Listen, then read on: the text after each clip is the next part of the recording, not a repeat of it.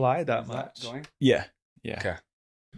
Yeah, we don't see the indoor guys enough. You guys you're busy all the time. Like Pretty much. because your club season's what, like, I know it varies on the league, but it's like 8 months.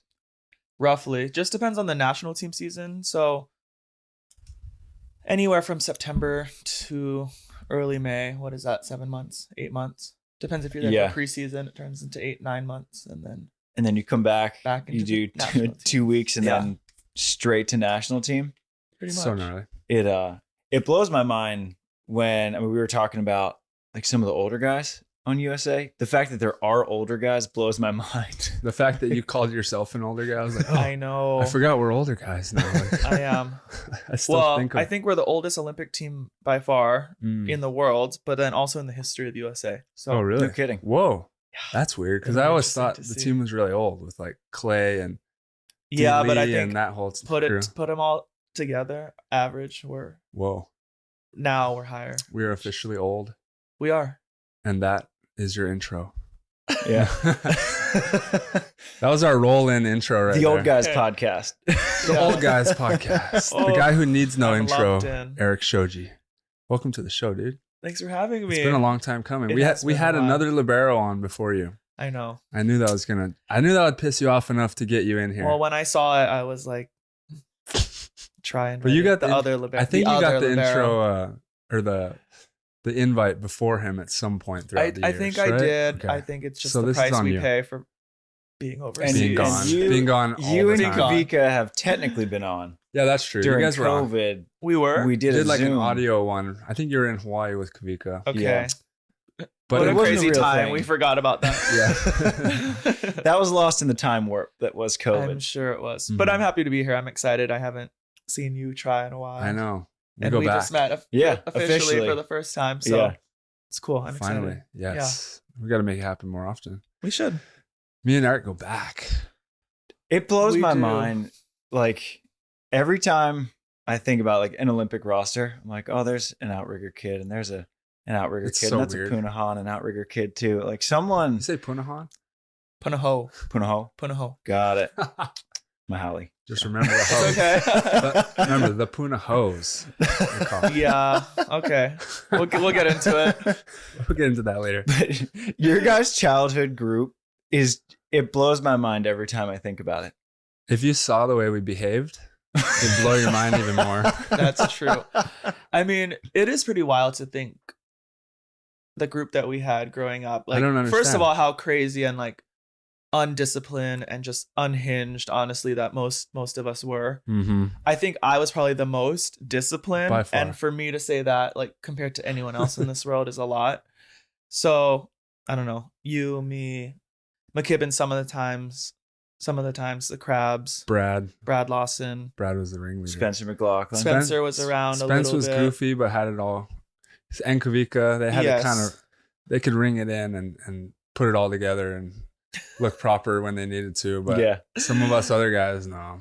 no chance. But yeah, it's pretty cool that And we all 'cause grew up then- together and we've all kind of been on a similar journey for sure. Yeah. And now even the next generation with Micah Miles on the squad. Dude, it's crazy. It's 'cause, crazy. Like, I only knew Micah Moff from being Pono and Lisa's kid. It's like, oh, their little kid's going to be baller one day. You know, he's just this little kid peppering over there in the corner or whatever. And sure enough, look at him. Well, so long story short, my dad coached his parents in college. Right, yeah, so yeah. that's the kind of the connection there. Okay. But my sister was Micah's like full-time babysitter when Micah was like growing up, born, and probably till he was maybe 3 or 4. I can't remember. And she sent a photo today of her and Micah as a 3-year-old, and it's just it's crazy that It's nuts. Like all the Hawaii's the just so ties. small. Yeah. But I think it came down to like our parents' generation, led by your dad, like Dave Shoji, and then his friends were all the best volleyball players in Hawaii, and then they all had kids, and these kids were all raised at Outrigger, and then like a good athlete like me just happens to be at Outrigger because my mom's paddling. So now I'm best friends with all the best volleyball coaches in the country's kids, and it's like it was just like the perfect storm of things happening. And like Dave was my was both of our what was that? Pinto like, baseball, 5 and Pinto 6 years old. Manoa Pirates. And I have Dave Shoji as my coach. I'm like, I don't know who the hell you are.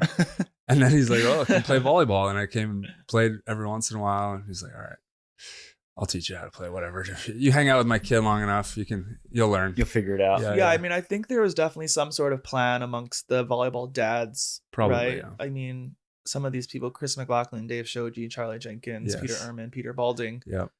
who are all like very good volleyball players in their own right and in their own time, just happened to have kids all at the same time.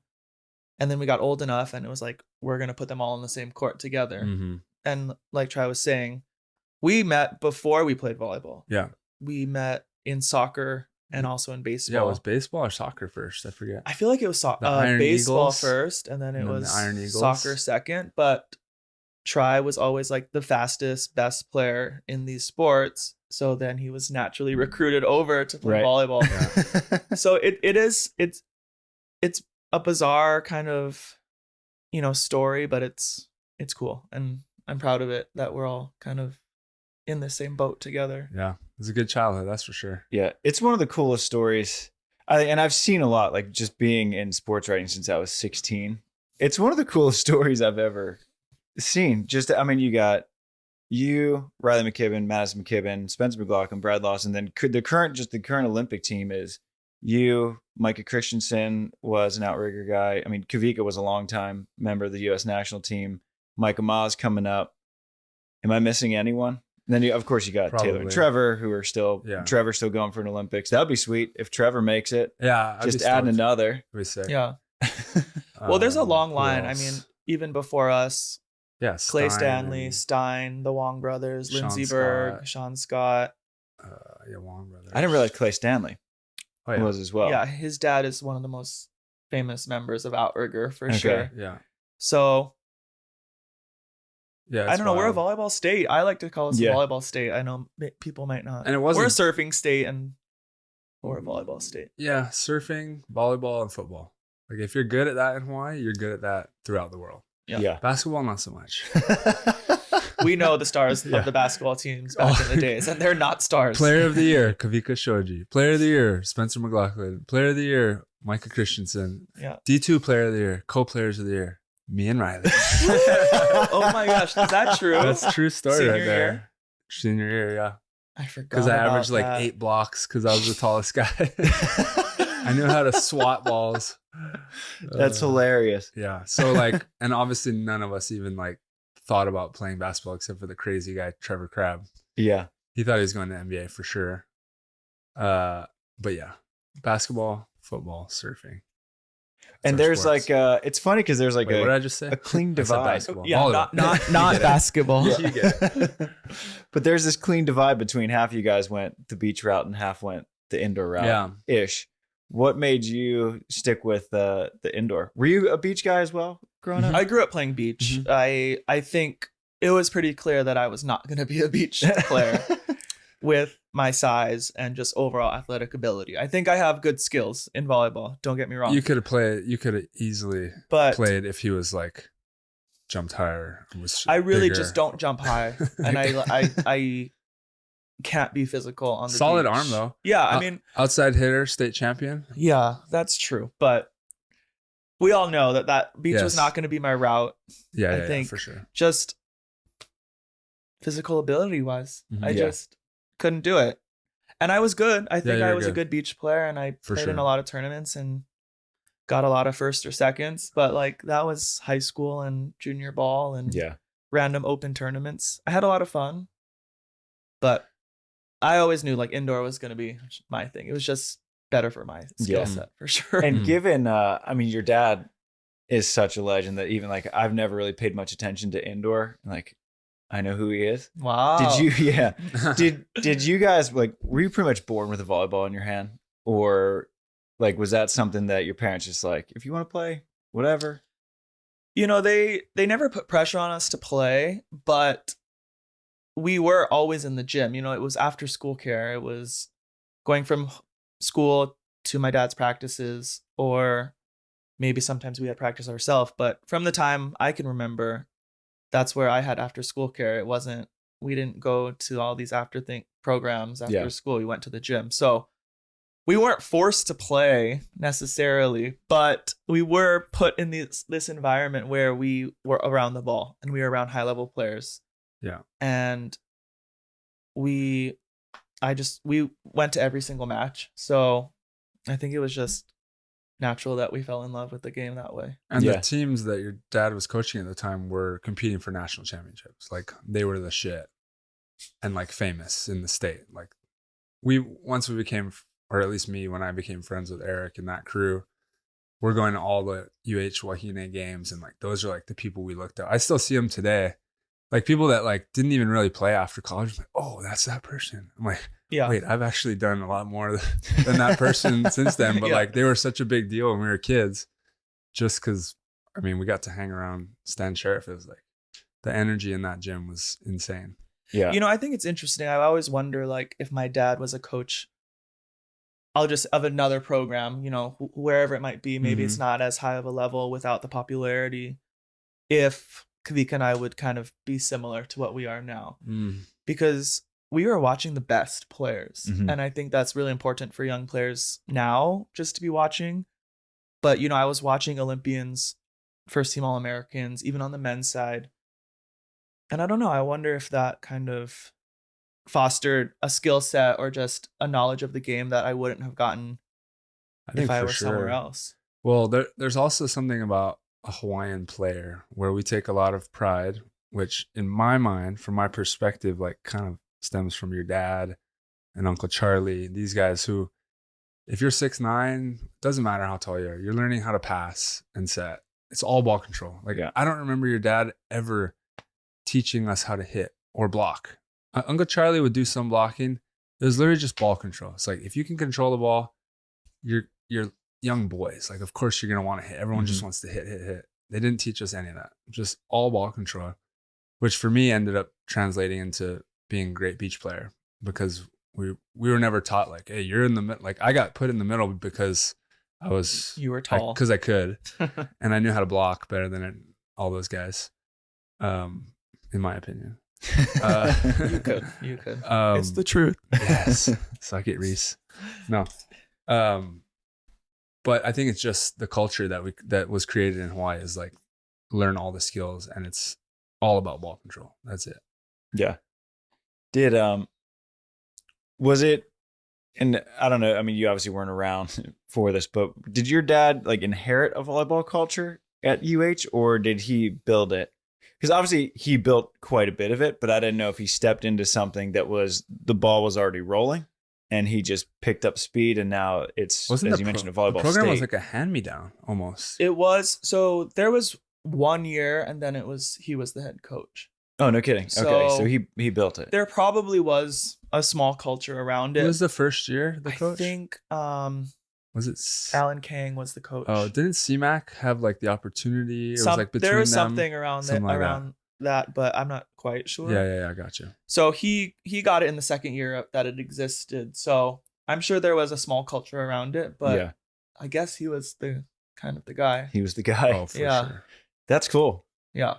How was that growing up? Just in that, because it's funny, me and Delaney, our son's 1, and he comes out to practice every single day, and a lot of times he'll be at 2 practices, and already like he's never going to catch a ball because he never sees anyone catching a ball. All he sees is people just like hitting it, and so we'll throw it to him, and he'll just like try to do that back.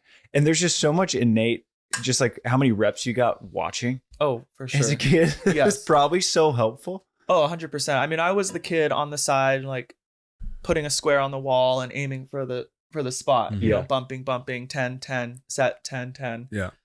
So without even knowing it, I was probably getting reps before I even played volleyball, really, you know. And like 5, the best 6, kind of reps, like the ones where you're just like messing around. And I was having fun, and that was fun. So yeah, I mean, I'm pretty lucky. Like I said, I don't think, you know, this is going to sound a little crazy maybe, but I don't know if I didn't have those kind of skills, like my athletic ability wouldn't push me this far as I've gone. It's like really kind of a special set of skills that I've developed that are more important for me, at least, than my overall athletic ability. It maybe helped, like, to know that you're not going to be 6'7" and with a 40-inch or even 6'5", whatever, to just not even really like venture off your path. Like it was just clear. Like, you know what you're going to do. I'm going to be the best libero. I'm going to own this position.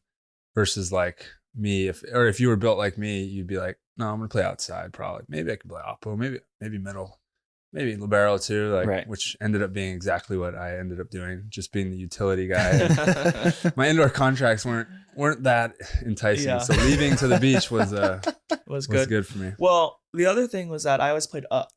Yeah, that's true. I played with older guys. Yeah, my brother is 2 years older, and I always played with them until I was 16 and started playing with you guys. So thank you for that, by the way. Yeah, we tried. That was helpful. We tried hard. Like, let's go help these. No, it was like, oh God, gotta go with them.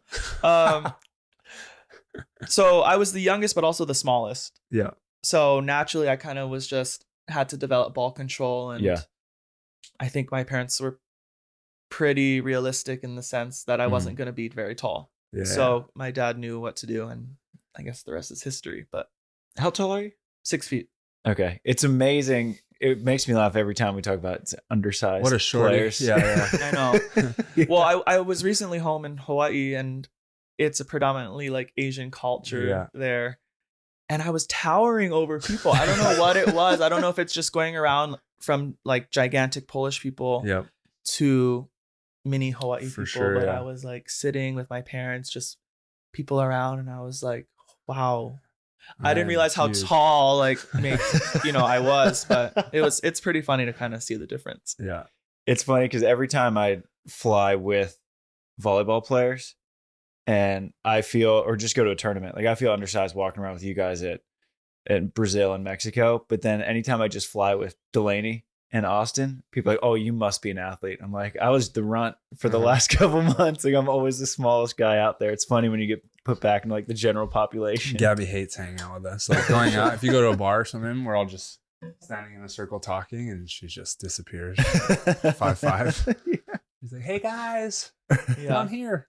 And I think I'm just so used to it. Yeah. And that's why I'm like kind of loud sometimes, and I can stay with the tall guys. For sure. We mentioned that, you didn't think your athletic abilities, quote unquote, were going to carry you. But I think that my definition of athleticism is the ability to pick up a ball, a bat, get on a court, a field, whatever, and you'd be pretty good at it. And to be one of the best liberos, if not the best libero in the world, you're also one of the most coordinated people in the world. Like I watch those indoor matches, dude, and I watch you guys make digs that I'm like, there's no possible way that would kill a lot of people. And you're out there and you're just like, boop. Dude, to stand in there, especially the way the game's evolved, like it's changed so much since I've played. Yeah. And to just like stand in there and not be like, well, I am a little bit sometimes. Sometimes you kind of, sometimes you're crazy to not do that. But yeah, that's next level stuff. And my question that I've been wondering forever is, how in the world do you train that? Because I feel like a libero, it's similar to a baseball hitter, where if you're making a conscious decision to swing or not, it's already too late. Right. And if you're making a conscious decision to put your platform here in this way, it's probably too late. And that it has to be such an instinctual thing. And I'm just so mind blown. Like, how do you train that ability to do that? I think it's just reps. Yeah. I think, like I said, I've been doing it for a long time, but it's just seeing these fast-paced balls coming in your direction over and over and over. And there is a certain amount of coordination that volleyball needs. There's a lot of times where I'm coaching and they're like, well, I'm missing the ball, and I don't know. You just have to see the ball at a certain point to like get it on the right on your platform. So I do believe I have a certain amount of coordination and hand-eye coordination that really helps me with my skills. So it's a combination of that plus just reps. I think it doesn't get easier necessarily. You just kind of develop a certain technique and ability to see it earlier than most people. You also won a state championship or 2 or 3 in tennis at Punahou? Yeah, I won 1 year in doubles, but my team won. Oh, if that counts. We'll count it. We'll count it. Thank you. 4 Almost times. Counts. Yes. Damn, that's crazy. But then again, it's Punahou, so they want everything. Yeah, no. Yeah, I love tennis. I think that helped a lot. I don't know if volleyball helped tennis or tennis helped volleyball, but Probably both. both for Because sure. it's such a, I mean, same thing, hand-eye. It's so Yeah. much coordination, sure. lateral movement, reacting and reading. I feel like the visual component, because I think that I've come around to the belief, and actually I would love to hear your thoughts on this, that passing is as much of a visual skill as it is physical with like actually making the pass. Yeah. Because you have to see it, especially at the speed that the indoor game is played, where you have to see that happening as it's coming off the guy's hands to make the move in time. I think it's an anticipation thing too. Like that's one thing. Like even back when I'm thinking about playing beach against you, it's like, fuck, he just knows where it's going all the time. Like just based on where the block is and the options that the hitters have, I feel like you can tell, okay, they're only going to be able to hit heat here. So I'm going to play this here, but keep my weight here ready to go without even thinking about it. Yeah. And like only some people I can do that like 1 out of every 5 times, like where I feel in the zone, you know, but he's just kind of always there. It seems like. Well, I think a lot of it is ability to read. Yeah. Right. It's That's exactly. a skill that you have to develop. Yeah. And now at this point in volleyball, a lot of it is percentages, right? So we know the hitter, we know what they like to hit or serve. So we are lining up based on what we see and what we read, but then also the percentage of how well do we think we can dig this ball? You know, I might read a low seam hit. Am I going to dig that ball from someone crushing it 15 feet away? Probably not. So I might read that. So I might step in the hole, but I'm going to stay a little bit deeper because if it's off the hands or he hits it a little bit deeper with less pace or more time based on space, I have a better chance at digging that ball. So I think when I was younger, I would go into all of these reads. You know, I would just dig the low seam ball because it just wasn't as hard. Or I would make the read on beach because I know that you're going to go line on that ball. Don't tell Whoever maybe tries chop line shot. my low line. But now it's a little bit different just with the quality of players. But yeah, I think I tell kids, like, you think you're practicing enough, like get 10 more minutes of reps. 10 more minutes is going to help you. And that's what's that's crazy what helped too. me. Like I think of like specialized positions, which Libero is. It's like, how do you play one position your whole life? And like, you have to stay stimulated and keep learning. And it seems simple, but like to the level that you've gone with it, you must never think that you have it down or like that you're always learning, like you said. Yeah, I constantly feel like I'm learning new things, and whether it's the physical side or the mental side of the game, but new players come up, they just pop out of nowhere and they're amazing volleyball players, and you have to play with them and against them, and they have different styles and they bring different skills and different levels. So I think being a 12-year pro now, it's like you want to feel like you figured it out, but then a 6'8" lefty comes and that has a sidewinder of a serve and you got to figure that out. Yeah. So it's equally impressive as it is frustrating because you're like, shit, another one. Like he's here. Like, I don't know if you guys watched the lefty for Irvine, but it's a different type of ball game that he brings. He's a 6'8" lefty that I don't know if we've seen one out in the world in a while. So it'll be interesting to see, like, just different things like that. Yeah. I've watched, who's the big lefty? I don't know if he's still at Long Beach or not. He plays in the Italian league now. Is he on the national team? Long Beach. Not in our gym. No, he's, Lefty. foreign. Oh, Might be Russian. I I don't know. But he went to Long Beach? Yeah. Probably not Russian. Are you thinking of Nikolov? Yes. Okay. Was that Long Beach? He's not a lefty, but Not a lefty. not a lefty. Okay. But a freak. Yes. You got it. Yeah. Because it's crazy to see. I was shocked because I called one of his matches like years ago in the Italian league, and I was like, wait, he's a sophomore at Long Beach Stop playing. trying to recruit playing the Italian lefties that aren't lefties, Travis. Jeez. Okay, lefty lefties. bias is showing up. No, yeah, he was a good player. Obviously in Long Beach, left after a season to go pro, which for me was the right decision for him. Yeah. He's doing well for himself. So I'll just There say you go. that. He's Yeah. good. He's good. Yeah. He's fine. That's a good call. We mentioned that it's a constant learning game. What are some of the more recent breakthroughs you've had, mental or physical? So this past season I had was pretty tough. our team just dealt with a lot of injuries, a lot of drama, a lot of internal problems. I think the mental breakthrough that I kind of figured out this year, I was too worried about what other people were thinking of me in the moment and what other teammates were thinking if I didn't play well because we were losing. And we all know like shit kind of hits the fan when you lose, especially in pro volleyball. And actually I read a book. I was looking at the books over there by Dr. Michael Gervais, and it's about not caring what other people think. And it got me over this hump of really caring about what my teammates were thinking about me in the moment. Because these are all Polish national team guys, national team from other. So I was like, oh, you know, they're probably thinking I'm just a horrible player if I made a mistake. And by the end of the season, after that book, I just got over that. Yeah. And I realized, you know what, Erik, you're working hard. You're doing what you can in this moment.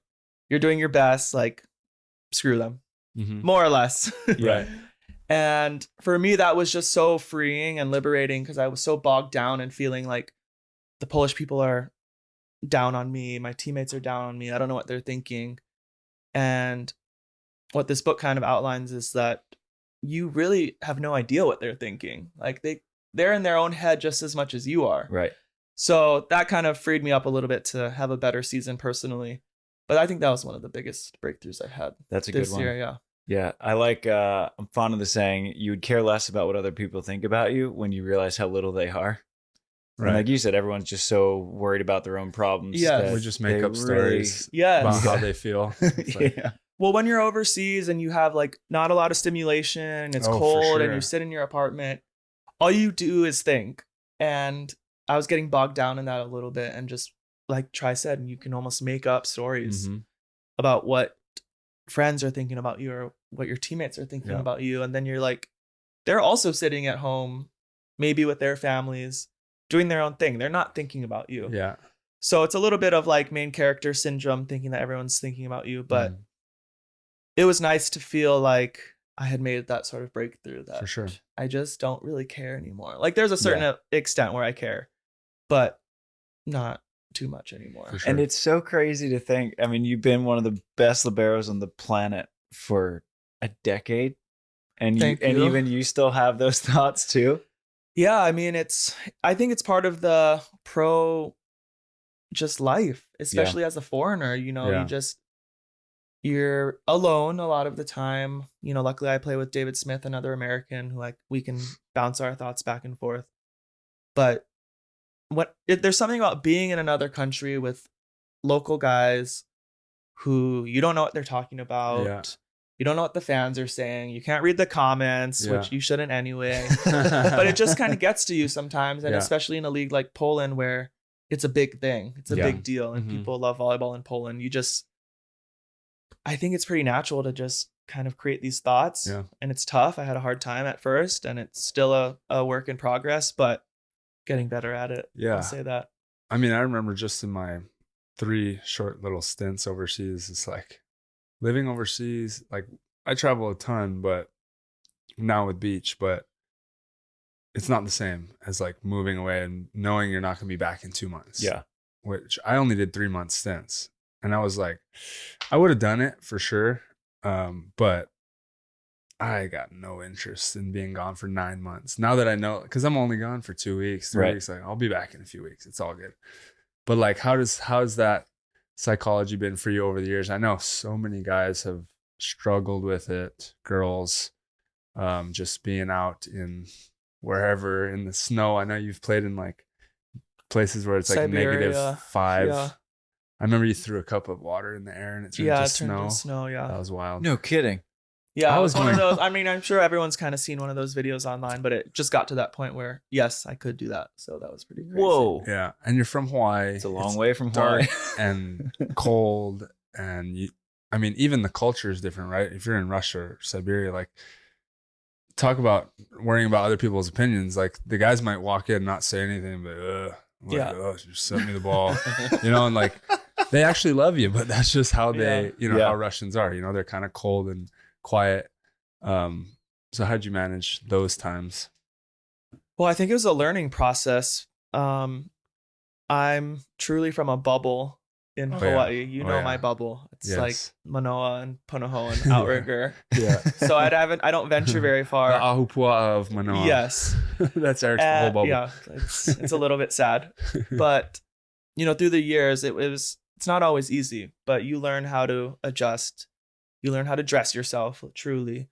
Mhm. You learn how to put yourself out there a little bit more. I think I'm pretty reserved naturally, but in these kinds of situations, you have to ask your teammates to go to coffee, or ask your teammates, hey, where's the IKEA around? And can you take me to get gas for the first time? Right. So living overseas for that amount of time, it almost forces you to grow up and get outside of yourself a little bit. So it took a while. It hasn't always been easy. I've been lucky to have Americans on my team the majority of my seasons. Oh, sick. But nothing hits you like a polar Russian winter. I'll tell you that. I was struggling in Turkey in the snow, just not seeing the sun. I remember the sun popped out one day, and I just took my shirt off. I was out there like, oh, why does this feel so good? It was like really weird. It was just like, oh, just standing in the sun. It's so nice.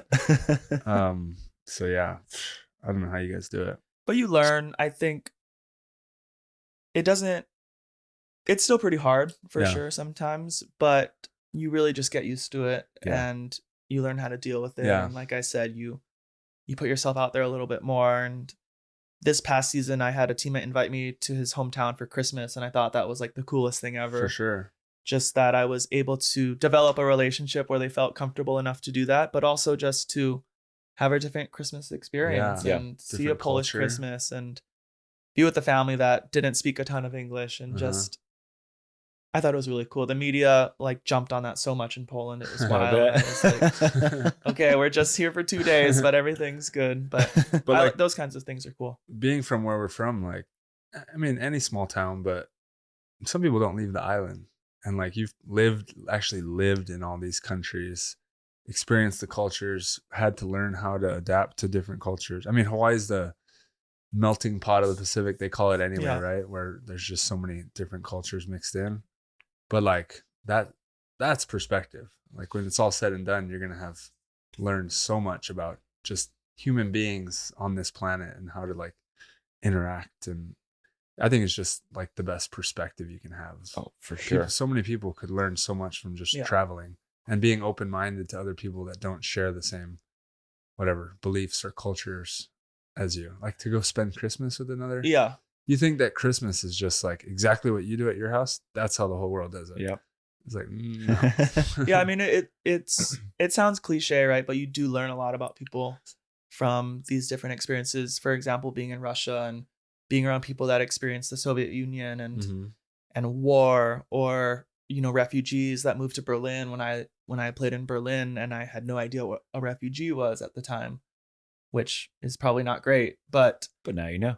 It's like, okay, now I understand why Russians are a little bit the way they are, or why Germans are so open in Berlin in a certain way. And it's really cool because, like I said, I'm from this very small bubble, like admittedly not very knowledgeable about things that go on in the world. So playing in these different places, it's so cool and it's challenging, but I've learned a lot, and I didn't think I would make it this far, honestly, 12 years later. Yeah, that is wild. And you've been playing volleyball your whole life, and you obviously still love it. It seems to me anyway. I think you do such a great job on your YouTube and social, where I was watching one of your film breakdowns earlier, and I love how you do it because you're just you on camera. Yeah. You're like, oh, that was wait, was that a net? No, okay. It wasn't a net. The ball was in. I was like, I love that you leave that stuff in there. And it's just, and I think the word authentic has been like hijacked by society, but it's just like authentic Erik Shoji. And it's awesome. Have you had to like consciously rekindle your passion for the game, or is it just something that is innate and it's just not going out? It's pretty innate. I get a lot of burnout questions from fans and younger players or whoever. And I feel lucky that I can honestly tell them that I've never really truly been burned out on volleyball. And I've loved this sport from a very young age. Tri knows that. And I've just had a huge passion for it. And this season was probably the closest I felt to burnout. and just feeling over it in a sense, just because how difficult it was. So Yeah.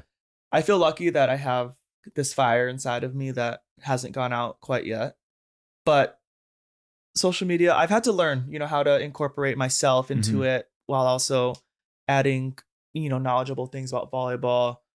But yeah, I like to keep kind of the quirky parts about me in there. Yeah. I think it's fun. It seems like it really resonates with a lot of people. I feel like everyone in Japan just loves you guys. Yeah, people in You have the Asia Shoji really name like too, though. the Shoji name. The Shoji name. But I also think if people can see you and kind of relate to you, yeah, it's always good. And I don't know any volleyball player that watches volleyball and just sits there and is quiet. We're always reacting. We're always doing something about the play. And I don't know. I wanted to bring that to my videos. I feel like that's a good libero too, who's like very vocal and like energy, and you're basically connecting the whole team, like making sure everyone's doing the right things at the right time, because the setter has to set and like kind of be in their own zone to quarterback everything, and you got to kind of like, because I always thought it was funny when I played libero, I passed and then I didn't know what to do. I'm like, oh, where do I go? And the reality is you don't know where they're going to set it, so you shouldn't move, you shouldn't go anywhere. I'd run out there and be like, where do I go? Yeah, I don't know where to go. Me too. It's about staying involved, but it can be tough. But yeah. I think as far as my energy on the court, I try to bring that every game. Yeah, the energy is huge. Just for my team and for myself, just that's how I stay engaged also. So I don't know, I have a lot of energy for volleyball. For sure. It's something that I just have for whatever reason. That's awesome. How's the switch from your club? And you mentioned you play with Dave, so you have like you two, but it's so hard. How is it just trying to gel? And I don't even know if you can run down like how it works between you got your club and then you got VNL and Olympic qualifying and then your USA team now. How does that scheduling work? Like, what's the rhythm of a year? Okay, so the pro season starts roughly early September. So we're there 2 weeks before, depending on what happens before that, but we'll get into that. So club season, pro season will run from September through end of April, early May. Now that the FIVB kind of structured it that way. We'll have a couple of weeks off in May, maybe, like I just did in Hawaii. And then the national team starts right about now through, depends on the summer, but can go through September, and then the club season starts again. So we rarely have breaks. This 2-week break I had was the longest I've had in years. Wow. I think I had a 2-week break last year, so it's similar. But national team events, VNL, Olympic qualifier, Olympics, they all run in the summer. And then national team season is over the winter. I don't know how you guys do it. Also, like physically, jumping on hardwood, when I go back to the hardwood, I can't do it. Maybe if I took a few weeks and like I'd learn how to land again. But like, there's so much impact. I have no idea how you guys keep doing that, diving on it and jumping, and I feel like I'd be retired by now. Well, in Poland, we're spoiled because most of the time we're practicing on Teraflex, and then every game is on Teraflex. That's true, yeah. So most of these leagues will be on some sort of Teraflex. And the Teraflex is usually over hardwood, right? Yeah, straight on hardwood. What is Teraflex? It's kind of like a rubbery, leathery, squishier surface. Okay. Yeah. That's a good description. Rubber, but leather. It's the surface you'll see. It's like I don't even know where. Everywhere, almost everywhere. Okay. It's not sport court. It's like a mat. Which is like the plasticky. Yeah, it's nice. Because in my head, nice. I was like, "Wait, sport court?" But no, I'm not glad. sport Good court. clarification. Teraflex is different. Or I think they call it Jur floor now too. VNL shout out.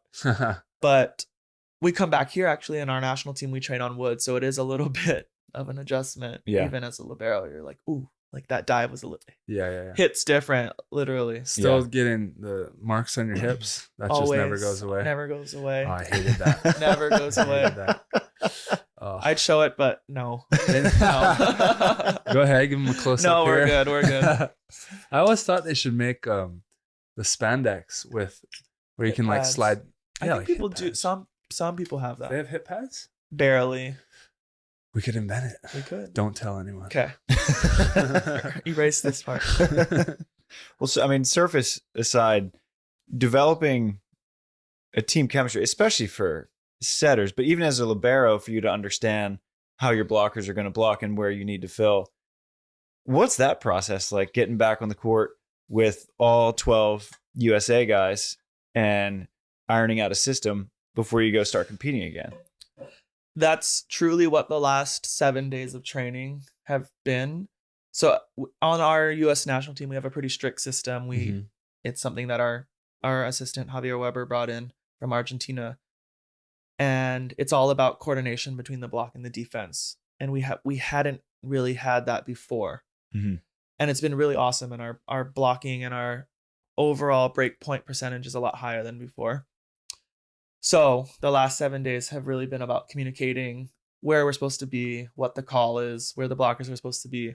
And it's truly just repping it out. So we're on the side. It's nothing like full speed reps necessarily, but it's breaking it down one by one, telling people where they're supposed to be, in what situation. Yeah.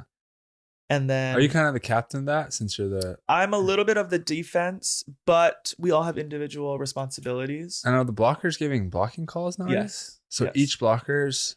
We didn't have that before, right? No, so our middle blocker will make a call. Okay. And then based on that call, our pins will also make a call. Whoa. More line or angle. Yeah. The middle call is a system call based on where people are supposed to line up. Got it. And then our pins will make a call if they're going to take line or angle within that system. So it's a little bit, it sounds confusing, but when you're in it and you break it down and practice it, it's not that bad. Yeah. But yeah, it's just a lot of work and practice and communicating. And then we're done in September, August, and then you go to your pro team and you got to figure that out too. So, and that's in a different language. And Yes. not only are you going to Poland, but it's not like everyone on the team even speaks Polish, because you're going to have guys from all over the place, right? So my team in Poland, our language was English. Okay. Because our coach was Finnish. Okay. And yeah. So every team has to establish a language? Basically. That's kind of funny. So In what Russia, are we going to do this year, guys? Yeah. What are we voting for? Well, in Russia, Russians speak less English than Polish players. So we had our assistant coach translate from our head Italian coach. So Italian coaching translated into Russian, but then my Argentinian assistant translated to English. Oof. So it was all crazy. Man. Holy Yeah. moly. But this year we had USA, Romania, Dutch, Norway. I guess he's Ukrainian and Polish, so it's a pretty mixed bag. No kidding. Have you picked up any languages? No, No. You I'm learn horrible. In You learn language. the 5 bad words, languages. Yeah, the bad words, but then Yeah. on the court, I remember it was like front row, like setter's front row or back row, and then you call your set. You know what your set is called. Yeah. There's 5 things you need to know in that language, and then you're good. Mine is like serve and pass, and then left and right. What about I remember switch. I always had to be Switch. A good one. switch sides, or I guess communicating with the blocker Yeah, and the or block. something. Yeah. Yeah. My language skills are not Change, my switch. strength. Well, and it's hard too, because you've actually been in Poland for 4 years? 3 years now.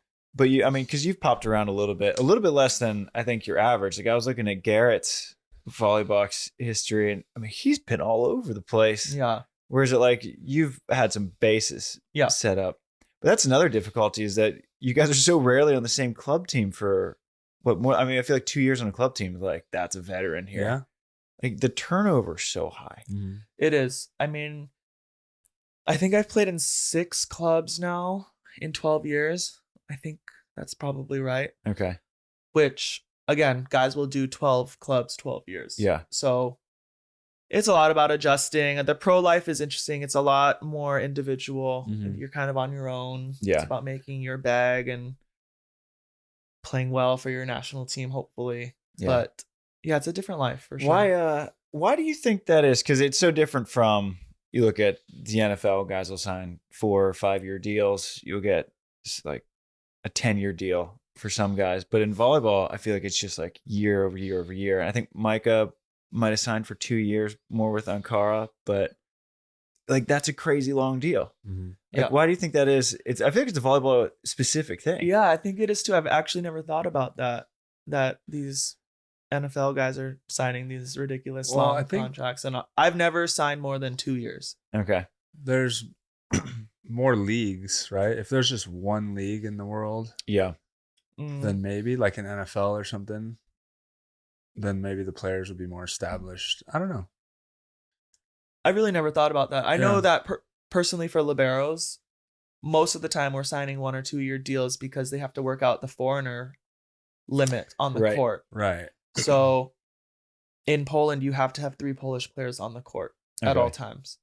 So it's like, okay, That's got to be it.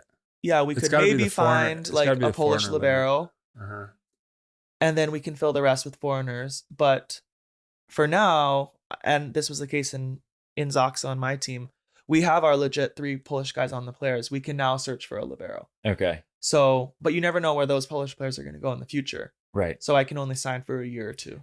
Got it. That's got to be it. Because like, why would you'd be the most like logical person to sign to a long deal. For certain liberos, for sure. For sure. But because it's the foreigner thing, they don't know if they're going to be able to get other foreigners. And then that's the other question I have is like, it's hard for me to see. Like, I think in terms of players that are best at their position, you're arguably like the best in the world in any position in terms of just being good at your specific position. But how is it to know that liberos are well underpaid and valued? And like I said, like not getting that long-term deal because, well, we might need to bring in an Oppo. I was like, yeah, but that guy's like the 50th best Oppo in the world. This guy's the best libero. And I was like, yeah, but it's a scoring position, right? Yeah. How does that work on your psyche? I think I've gotten over it a little bit now. I have a little bit more confidence in myself. But in general, liberos are the last to sign contracts on the team. Okay. Or they're the lowest paid. It's like, I don't know, a center or a kicker or something. Exactly. If we're going to go football. Yeah. My brother-in-law's not proud of my analogy here. I think kicker's probably accurate. Yeah. Yeah. And I think we're not scoring. We're not serving. You know, a lot of the times if a team is avoiding you, you're really not touching the ball a lot. So I'm not one of these. The whole point is to not serve you. I'm not one of these people that are like, oh, we deserve the most and this is the hardest position. Like, that's just not reality. But I do think our value has gone up. Our importance within the game. Mm-hmm. You can kind of tell when you have a libero that's in control and a libero that's not.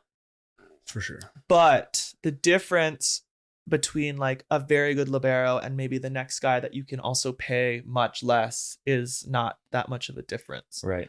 So I'm lucky that I've established myself and make a certain amount and can get on these teams. Right. But it's not that far off that my team would maybe just hire a cheap libero, Polish libero, and fills a Polish spot and is decent. Yeah. Right. That's wild. So it's just libero. It's really a balancing act of what the team needs and where you can fit.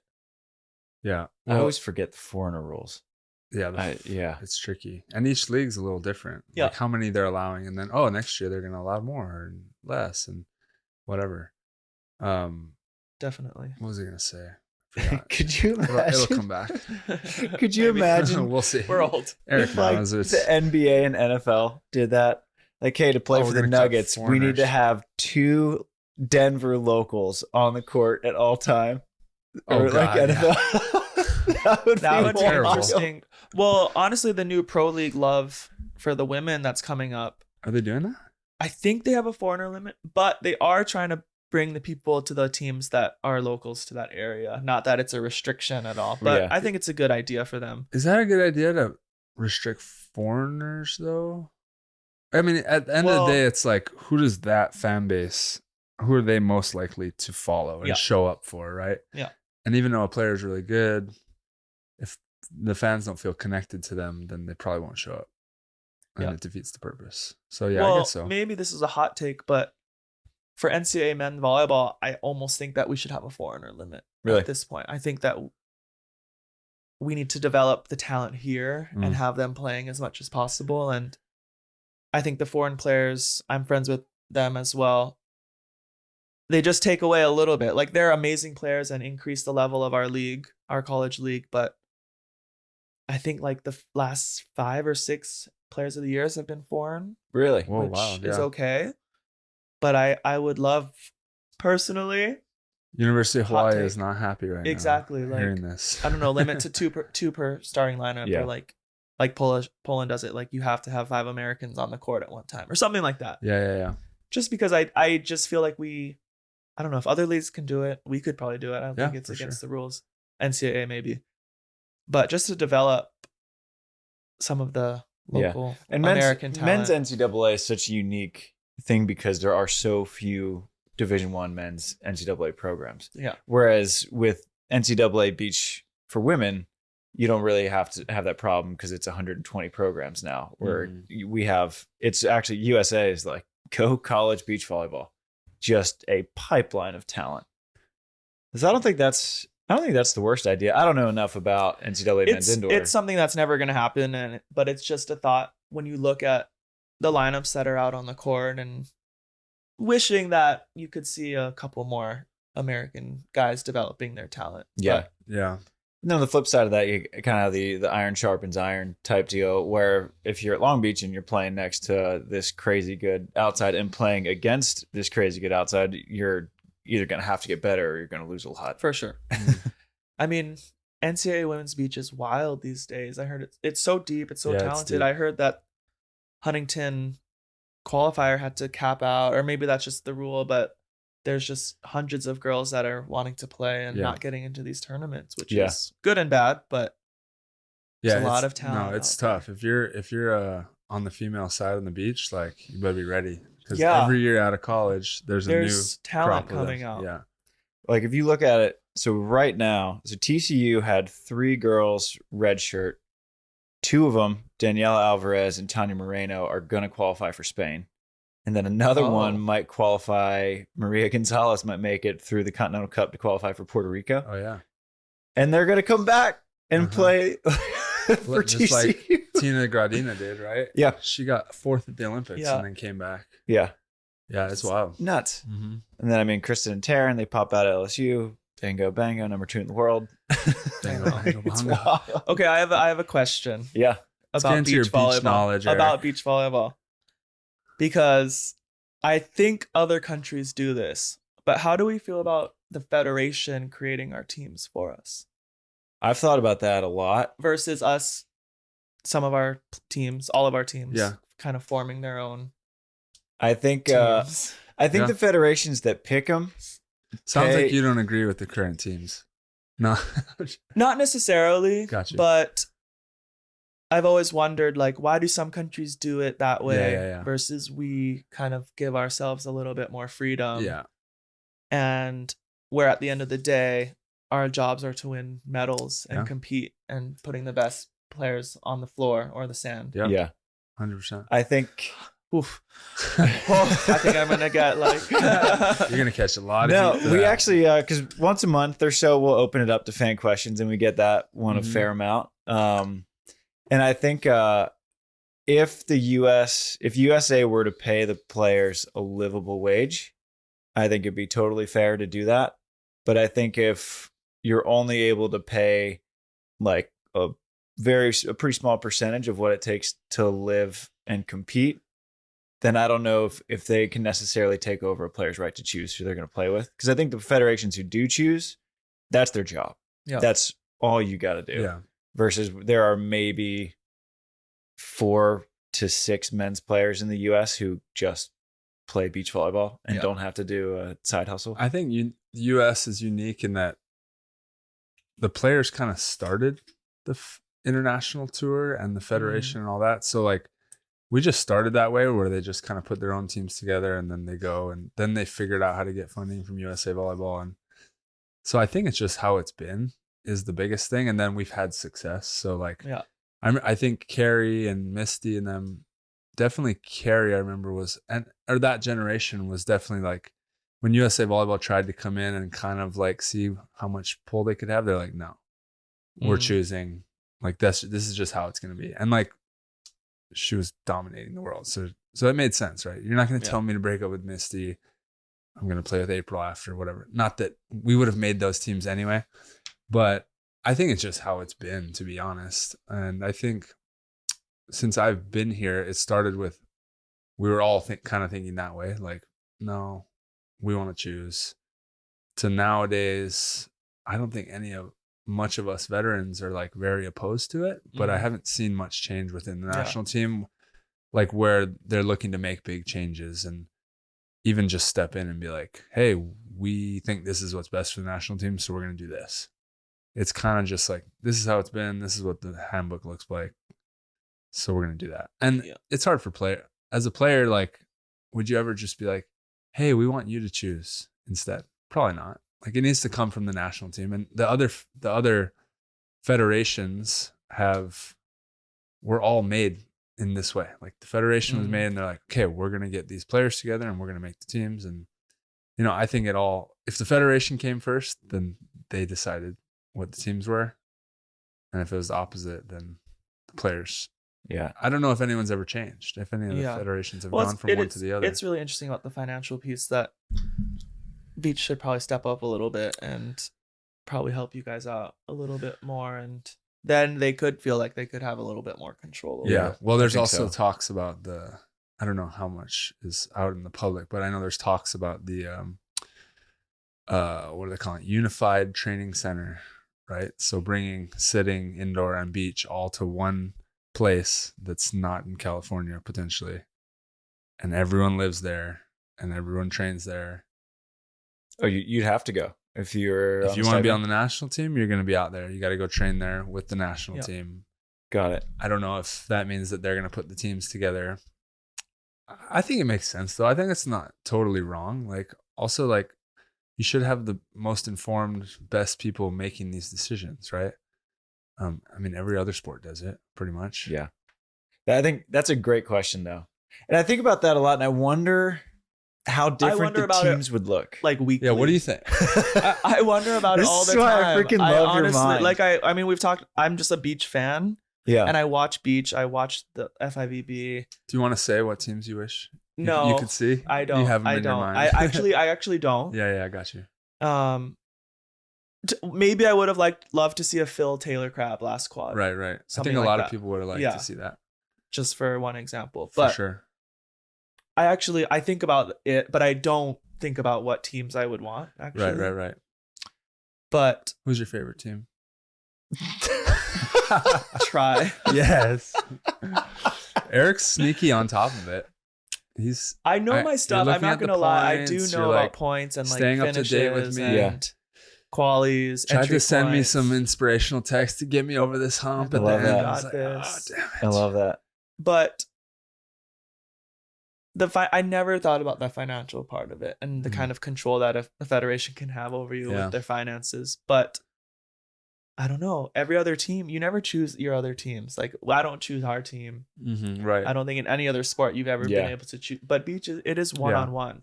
But I also wonder, I think we've all known some teams that have been successful, but they're not always on the same page. They're not like these super close people. A team that you would put together. Like, no one would put together Trev and Theo maybe, or I guess Budding or Miles makes sense on paper, but like, there's certain teams that work that coaches maybe never would have put together. It's just the players that would have seen that. That's what I was thinking. I think that if even me and Trev wouldn't, that was a weird partnership to put together. Like, and I think at the beginning of this quad, that if I were the guy picking teams for USA, like, or anybody, I don't think they would have kept Kristen and Taryn together. I think they would have said, Kristen, you're going to go with Kelly Chang. Taryn, you're going to go with Sarah Sponsel.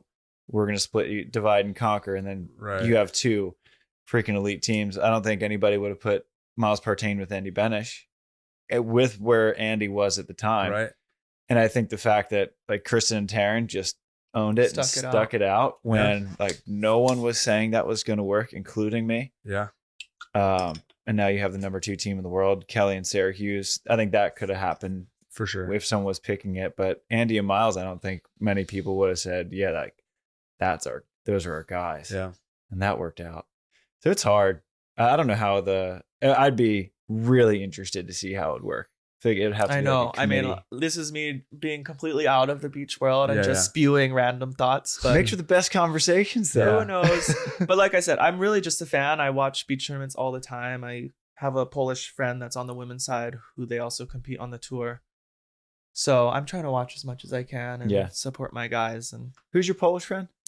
her name is Jagoda Gruszyńska. She's great. And I like her a lot. She's engaged to one of my, actually married this last weekend to one of my teammates the last 3 years. Okay. Alexander Slivko, who's one of the Okay. best indoor players. Mm. So she comes back, fills me in with all the scoop and how Beach they're life. doing. And Her and Ola, they're still there on the They're- outside looking in, but yeah, they're still they're in competing. the mix.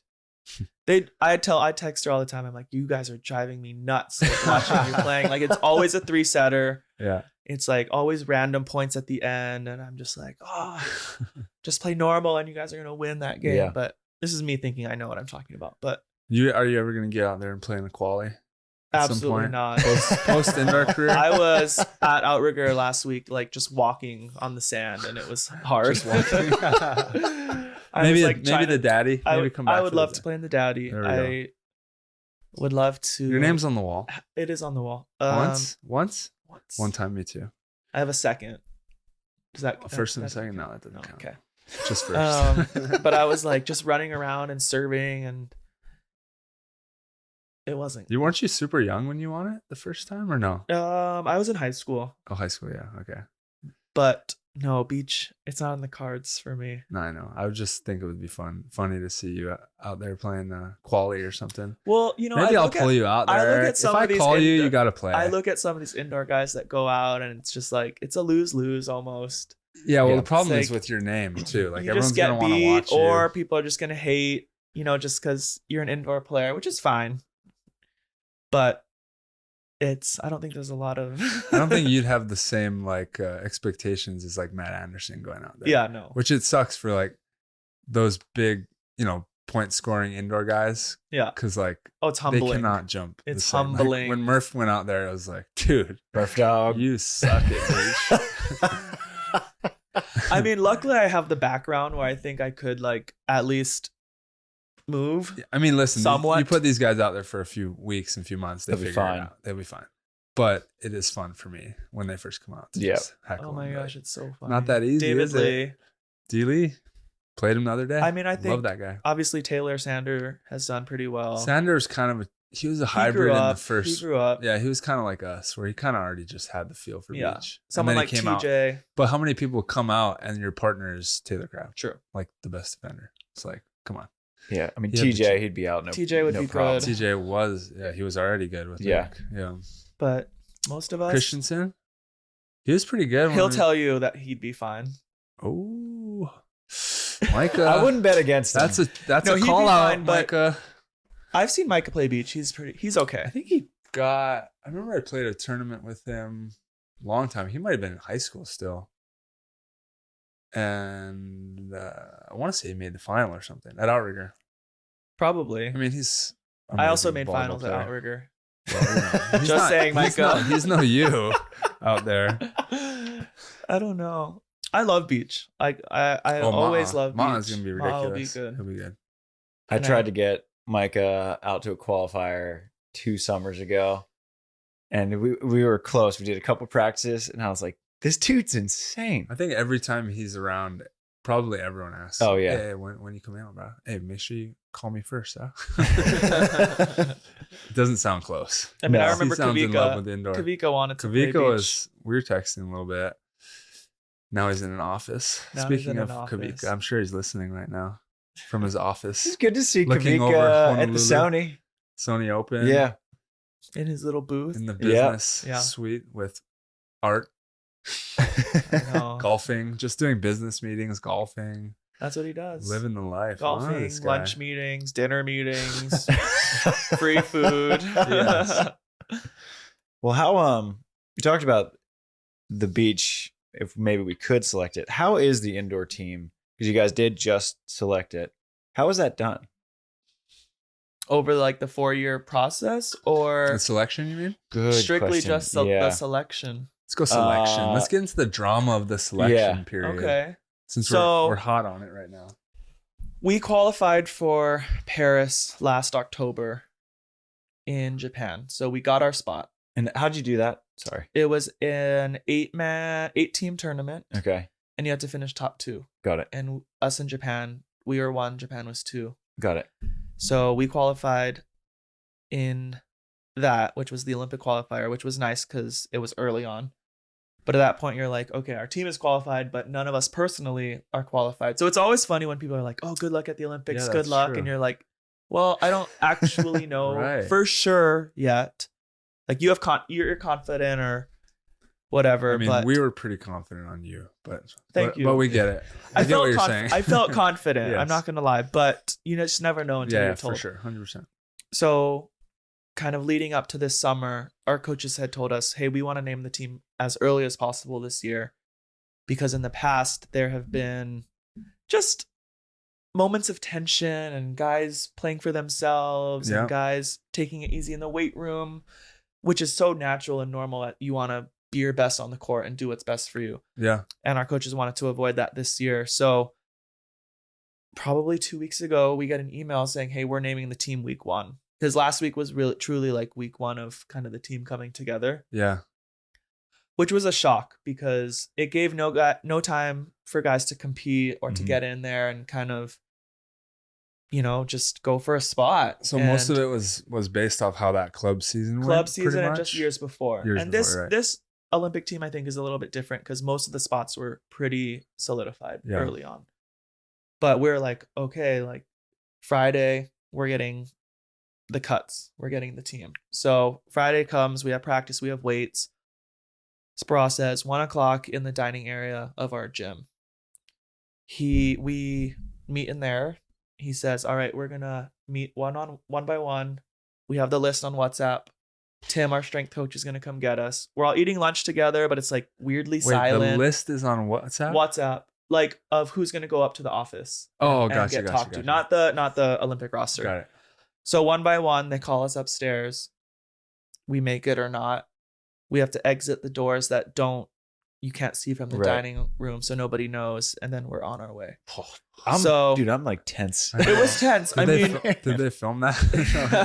The drama shots. Even for guys that I guess were more confident, you really just never know until they tell you, and then it's kind of this cool little, relief and cool feeling to have. But normally you're eating lunch, you're talking, everyone's chilling.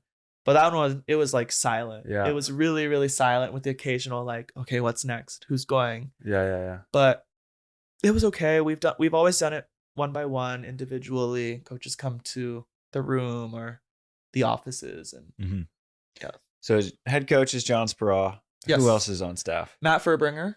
Okay. Our other beach guy here. Yeah, there we go. New Hall of Famer. Yes. Yeah. Yes. Shout out to Matt Furbringer.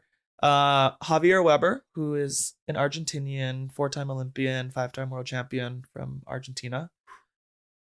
He's our other assistant, and those are our 3 main coaches. Okay. Yeah. And so it's like a selection by committee, I'm sure, between them. For sure. With Spera ultimate power over that, I'm sure.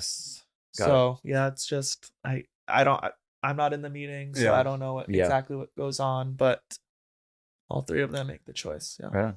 So what's the lineup? So we got you as the libero. I think on the right side we'll have Micah Christensen as setter and Matt Anderson as opposite. Okay. The lineup on the court or like who made the team? Yeah. Give us the full 12. Okay, so I am the libero. I'm the only one. That's normally how it goes for the Olympics. That was actually my point earlier that I forgot about. Yes. I was like, to his point about the libero being potentially able to be replaced. The national team only takes one libero because they're like, well, we'll just fill another roster spot with another outside, right? And that outside will be who's the backup libero, by the way? Kyle D'Agostino is number 2 right now. He's a Stanford guy as well. Gotcha. But has been in the gym for a while. But who's your backup in Rio? Like, God forbid. I'm just gonna. In Paris. Sorry, whatever. You went way back. I forget about wow, this. you went back 8 years. I don't like talking about the Olympics. You went to Tokyo right also. I did. Oh yeah. So if something were to happen to me, knock on wood, Garrett Moagatutia would be a libero. Knock again. But what a lot of people don't know is that most of our tournaments, we travel with 14. So that usually means two opposites, 2 liberos, 4 middles. Okay. When it breaks it down. Yeah. The Olympics, for whatever reason, we're only allowed to bring 12, and that's always been the rule. With one alternate. Does alternate go for indoor? He goes, but he's in the hotel. Yeah, he's not in the ceremony. Yeah, he can't. He can practice with well, like us. technically, I was an alternate, I think, for Rio, but I wasn't like we don't send them. Some countries send them. Yeah. Beach, we don't send the alternate. Yeah, but we'll send the 13th to train because we train offsite and gotcha. of that. Cool. So it sucks to go from 14 to 12, but that's just the way it is. For those two, Yeah. right? The first two cut, yeah. So at Libero will be me. At opposite, which was probably the most shocking news for the world, was we only bringing one, and that's Matt Anderson. Okay. At setter, we have our Hawaii boys, Micah Christensen and Micah Ma'a. Yeah. In the middle, we have Max Holt, David Smith, Taylor Averill, and Jeff Gendrick. Okay. Jeff and Averill are first timers, along with Micah Ma'a. And so normally it's 3 middles, 2 opposites. This time we're bringing 4 middles, 1 opposite. Oh, that's what it was. And the outsides will be TJ DeFalco, Garrett Mamago-Tutia, Aaron Russell, and Thomas Jeske. Okay. Jeske was fun to watch did he play with Micah Ma? 2 years ago, Okay. 2 summers ago, or 2 seasons ago, yeah. I feel like his stock has gone up quite a bit. It has, for sure. Yeah. He's been playing really well. I think he's battled a lot of injuries and he's just been feeling better lately. Yeah. He's not going to win again. But yeah, he's a great player, complete player, can play the whole game, which is Who fills in at Oppo? Who's backup Oppo, I guess, on that roster? It's a great question.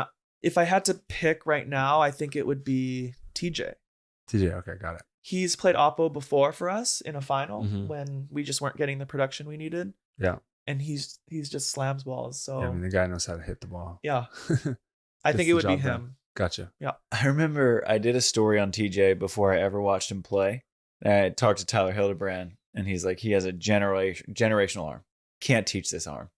And then I watched him play, and I said, okay, that's what a generational arm looks like. Yeah. That's It's fair. wild. I mean, we were talking about playing defense, right? And being scared a little bit. And when you're in training with very little adrenaline Yeah, and right. just like warming up and he's slamming pipes at you, it's not fun to play against. And all you're just like face and balls, like just anywhere but there, hit me. And you're just like, it's scary. It's scary Sure. because he just gets that wind up and he has an arm swing that nobody else He brings has, like that's the for most sure. pace, or is it just like the kind of arm where it's whippy? Well, and it's whippy. You don't know You don't know how what's it's going to come off necessarily his coming. hand, right? I think him and Matt probably have the most pace. Mm.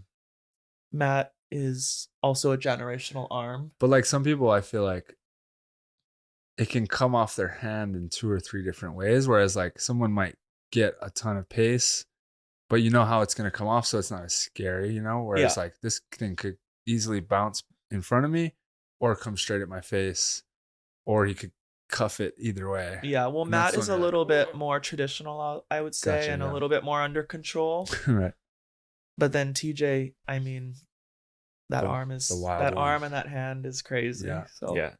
I remember when his first day on the beach training with Nick, I trained against him in Manhattan, and Nick like bump chowders him like 8 feet off the net, and I pull, and TJ almost takes my head off. And I was like, all right, we're not pulling on TJ. Yeah. well, it's actually, we talking about scouting reports, there are players where you have to say like, okay, if this set isn't good, we still have to block Yeah. Right. Yeah. because he's gonna rip it.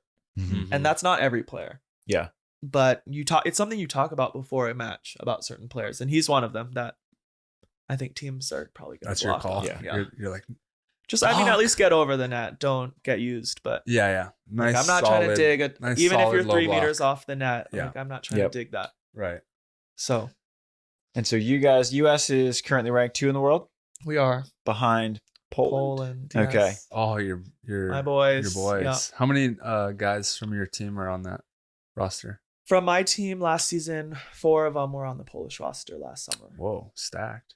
Yeah. It's a good team. You would think we would do a lot better, but this year we just kind of crashed and burned. But we don't need to get into that. They still have what's his name? Cuban guy. I don't know Yes, if you can call him Leon. Cuban. He's Cuban We- and Polish. I remember we played him in In Junior Worlds. we India. did. In Yes. India, I was like, still claiming that. I'm like, that guy hit. Where you were I'm pretty sure he hit a bic. Yeah, I was very sick. Don't. We remember these things. Yeah. The sacrificial coconut they give you when you're out and about at like wherever we were, don't eat that. Is that what got you? That was my guess. Probably. I don't know. There were a few things that could have gotten us. It was a bad call to not only eat Domino's the entire time. Yeah. Like the second half of the trip, yeah. But Dude, you're 0 for India.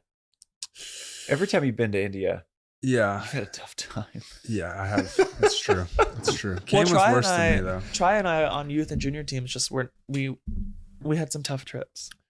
Yeah. There's been, I feel like every trip. But there's now been you're in the some beach kind of world story. and there's probably way more stories. Yeah, I've been pretty good. I mean, definitely been sick in a few spots. But I mean, that India sickness was the worst I've ever gotten. Yeah, you were coming really out both sick. ends. And then they gave me an IV, but like I guess the technology wasn't great. So there's like basically look like Gatorade bottles and that had IV drip in them. And they just popped it with a knife on the end. And then they put a straight needle in. Like we usually use catheters so you can like move. So I couldn't move my arm the whole time. And then when it was done, I couldn't move my arm because the needle was just like bruised the shit out of my arm. You're trying to pass balls. Yeah, the next day I flew over to, I was always injured. I feel like when we were training, I think I had like a broken thumb one time and I had to be like, Coach, I'm good. Because I was still trying out to for make the team. it. Yeah. Somehow I made all those rosters. every year it was like a question. I was that guy walking into the coach's office like, oh, I don't know what's going to happen here. What do you think's the most unique place you've been? For anything? For any of it. Oof. I mean, unique. I mean, like, okay, Tokyo is really cool, but it's not necessarily unique. Right. I mean, played or just been? Played. Like they played in Maldives last year. Yeah, that was pretty cool. That was sick. Where have I been? I was trying to think about that. I mean, you've been all over. I'm trying to think so of many places recently. I can't think of. I mean, shoot, you and Kamer played 19 in the last 2 years, a year and a half. It's a lot of World Tour events. Well, in Did the you do Netherlands, Dubai? we played on a floating stadium. That was pretty cool. Yeah. Wow. Yeah. That's very unique. That was the world champs. Really? Yeah, it was floating. And it was like fire going off. Could you feel the everywhere. floatage? No, you couldn't feel the floatage. Netherlands puts on more good like tournaments, a barge though. kind of vibe. Yeah. I mean, for example, Gosh, like where we've have I played in played? Iran. We've played in Iran Yeah, Iran. in 2015, which was crazy, and we've also played like in the rainforest and took an Amazon River tour, which was cool. That is cool. You didn't do Rwanda, huh? No. Wow. Didn't do Dubai? I mean, played all over the Caribbean. You played in Cuba? Cuba's unique. We've done Cuba Cuba. too. You've done Cuba. Cuba's unique. Cuba's wild No, ride. Dubai. I mean, Doha's kind of crazy. Europe's honestly. pretty. Europe's awesome, but like pretty standard, right? Yeah. I think I've been to so many places now that I can't think of one. Yeah, I'm trying to remember the tournaments for you. Yeah, exactly. I think, I mean, Doha, it just doesn't seem unique because we go there so much. But in terms of a place to go, Oh, for sure. it's an interesting spot You know in what's the world. like overlooked is just New York City. Like that's the most unique city in the world, I think. To play on the pier there. That's pretty. It's cool. part of the US, You're so right. like that's why it doesn't come to my mind. Yeah. But like that's a gnarly backdrop. That backdrop's Sitting insane. right It's there cool. playing on that pier out there. Yeah. That's a Trying good to answer. think. That's a great answer, and for other countries, for sure, that's like a dream. If for they went them, and played if in they that, could come that would and be play theirs, there. Yeah. I'm But trying ours to is think. AVP, so it's like Yeah. If the We don't want you. normal. We don't want you guys on the AVP. What about you? I mean, you've been all over. I mean, Iran was Yeah. for sure. What about favorite? I would say indoor. I would guess that it's Somewhere favorite- in Japan. Oh yeah, Japan's awesome. What about crowd? Favorite crowd that you ever played in front of? There's different types of crowds, Mm. right? It's like Japan, they're great, but they're so polite and they cheer for you. Right. And They cheer for both teams. yeah, maybe. they cheer for both sides. They'll never heckle you. Do you prefer that, or do you prefer just like either hate me? Maybe or a love me? mixture. Gotcha. In the past I've been overwhelmed by Brazilian crowds. Yeah. They're just chanting ace every point, and you're Yeah. like, okay, I believe you, like I'm gonna get ace. You know, it's just like your mind, it's Yeah, tough yeah, to yeah. control. I believe you. You're like, okay, I get it. It's happened. Yeah. So those And then you Brazilian get aced, crowds, though, yeah, that's rough. Brazilian crowds are amazing. Yeah, they They're are. so passionate Yeah. just about volleyball in general. Yeah. Mhm. Shout out to my Polish crowds. Yeah. They're also very good. They sell out 12,000 every game for the national pretty team. cool. Wow. That's Yeah. like a thing that I think American fans don't even know that exists. Yeah. That like selling out 12,000 Yeah. every time exists in other pro countries, pro volleyball. Yeah, and then I have to say that Iran was the most insane crowd. What was that crowd like? Because I loved when we had Reed Pretty on the podcast. He talked about a really cool experience because when he played in Iran, that was when tensions were high. And he said that the Iranian players came and like smuggled him some beer or something, just as like, just a goodwill gesture. What was it like to play in front of that? Like, well, I think I went with Reed in 2015. Okay. We were both on the team at that point. Okay. I can't remember if he was on that trip.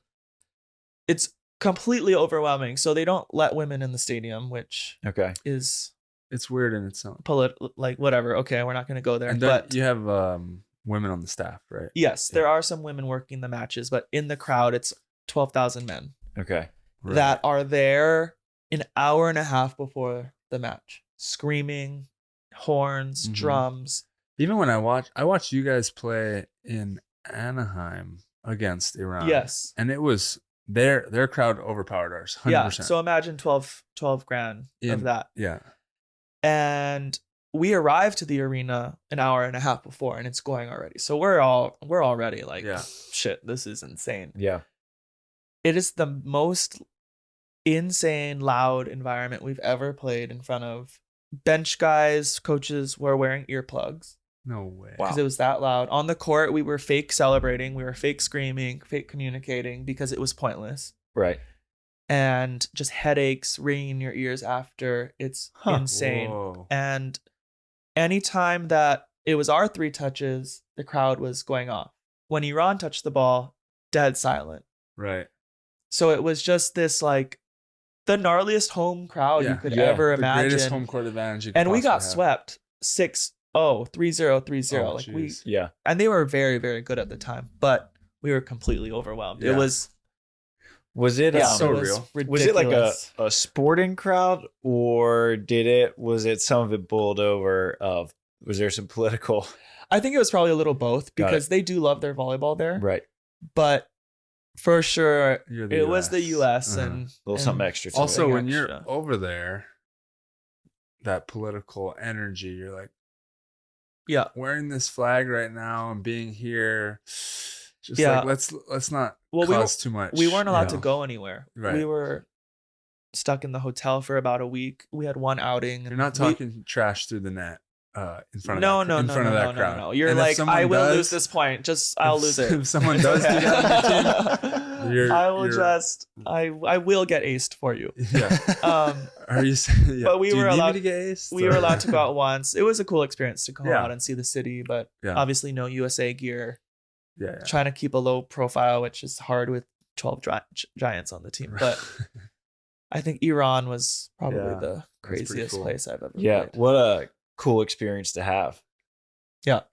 That's, I look back at it like so sick, so cool that we were able to go there despite the tension, despite politics. Treated well. Treated very well. And that's, I think, the part that people don't understand. They think that they're going to hate us, but actually people really liked us and the players were cool and, did certain things for us. Yeah. But Iran trip, that was crazy. Yeah.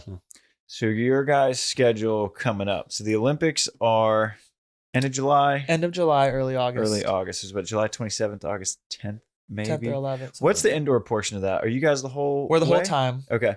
So maximum it's 6 matches, but they're spacing it out a little bit differently this time. Okay. Kind of 2 days in between, whereas before it was max 8 matches. They changed the pool structure of it. Got it. And it was only a day in between, so now it's a little bit more rest. So it's 2 pools of 4? It used to be 2 pools of 6. Now it's 3 pools of 4. 3 pools of 4. Got it. Yeah. How many make it out? The top 2 from every pool, and then the 2 best third places. Okay. So if you're last, obviously you're not making it out, and then if you're third, you're a lucky loser. Okay. Yeah. Got it. I think that's a beach term, right? Lucky loser. Yeah. Okay. Loser. We get it. We know The round of 12. You the must worst. watch a lot of volleyball. I watch volleyball every day. Okay. Which is like Cool. I But need you to actually give me some pointers then. You watch more than I I do. probably watch 5 times a week, I'll say. Okay. Yeah. Especially in Poland, though, because Polish volleyball's on TV every day. Yeah. So, Yeah. but between that and then when beach season starts, it's a lot. I'm like that 3-screen person, you know? Yeah. It's like too much. Love talking to a fellow nerd. Love I'm a it. huge Kindred nerd. spirit. I do both. I love both. I've always been a fan. So Yeah. Well, dude, it's great having you on. Thank it's great you. having you here. We're Yeah, a change of pace having you it here in is. the US. I know it's crazy being here, and I rarely get up to the South Bay, I so know. it's nice. Come up anytime. Thank you. Pull out couch right here too. I could. The bigger blue couch. I could. You don't have to sleep on this one. Yeah. Okay. But like you said, I mean, it's always interesting because indoor players and beach players, we really don't overlap very I always often. wish that. Never. I always wish that we had that unified training Yeah. center and I was still hanging out with all you guys. I also wish that like the beach wasn't so pitted against each other, but that's for our last Another podcast. topic. Yeah. But the most we see, honestly, We is never like see at you the guys. Olympics. We see them a little bit, and that's like not even that much. every time but I'm there. Yeah. This little Barbie Last is Last time it was what's gonna fun happen. showing up in Tokyo. Just like Yeah. the last minute ad, like guys, That I haven't seen was you in a long time. that was crazy. Got to walk That in the was crazy. ceremonies with these guys. It was sick. That But was it's wild. like, I don't know, in the 2 ceremonies that I've been to, I'm pretty sure we walked with the beach players both times times, because you just find each other and Right. you know each other sort of. yeah, But it's I mean, I love volleyball in general. It's cool that I think everyone knows everyone to a Mhm. certain extent. for sure. And when it comes down to USA, we're all cheering for each other. Yeah. Yeah. So this will be 3rd Olympics. Yeah. Shot at us at a That's second crazy. medal. Let's go get a gold. Hopefully, yeah, go get a gold gold for this sure. time. I mean, I think we're better than last quad. We played really well last summer. What were you going into in Tokyo? Where did you guys rank? I think we were 3rd. Like Third. we weren't far off, but yeah. there's a lot that happened, of Yeah. course. But we feel good. We're excited. Good. I'm Yeah. excited for you guys. I think we can do it. Hell yeah. All right. Well, I'll be watching. Lord knows Awesome. you'll be watching. Whatever. I'll have like 5 screens up. Maybe I'll show up as a sub again. I don't know. Maybe I'll surprise you. I'm available, is what I'm trying to say. I hope Oh, not. I'll gosh. knock on wood for that too. All right, boys. Thank you for Shoots. having me. Shoots. Bye.